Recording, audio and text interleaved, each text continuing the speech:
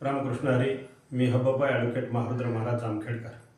आज मी ज्ञानराधाच्या ठेवीदारांसंदर्भात मुख्यमंत्र्यांना निवेदन दिलेलं आहे आणि या ठिकाणी काही ठेवीदारांसाठी आशा पल्लवीत माझ्या मते तर काही दिसत नाही, म्हणून आपल्याला एक मोठा लढा उभा करावा लागणार आहे. ज्ञानराधाच्या ज्या 52 शाखा आहेत, या 52 शाखेतील सर्व ठेवीदारांनी आता 2 वर्ष झालं आपली सहनशीलता सगळ्यांची संपलेली आहे. कुणाच्या मुलीचं लग्न आहे, कुणाच्या मुलाचं लग्न आहे, कुणाच्या मुलाची शाळेची फी आहे, कुणाचं आजारपण आहे आणि आपण या ठेवी ह्या आपल्या या बँकेमध्ये सरकारची तिला मान्यता असल्यामुळे ठेवलेल्या आहे. आपण कुठल्या खाजगी सावकारकीकडे दिलेलं नाही, आपण कुठं कोणाला उसने दिलेलं नाही. आपण त्याची रीतसर पावती घेतलेली आहे, ज्या पावतीवरती सरकारचा नंबर आहे. आणि सरकार हे लोकशाहीचं सरकार आहे, लोकांसाठी चाललेलं हे सरकार आहे.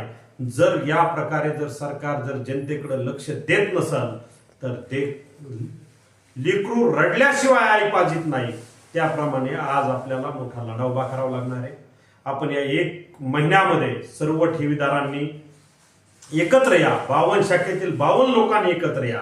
मी बऱ्याच जणांचे नंबर गोळा करतो आणि आपण मुंबईमध्ये आपल्या सर्व ठेवीदारांच्या वतीने आपण मोठं उपोषणाचं नियोजन करणार आहोत. सरकारने जर आपल्या उपोषणाची जर दखल घेतली नाही तर मुंबईमध्ये आपण आपल्या पद्धतीने गनिमी काव्याने मंत्रालयामध्ये प्रवेश मिळवून पूर्ण मंत्र्यांचं कामकाज बंद पाडण्याचा नियोजन आपण करू.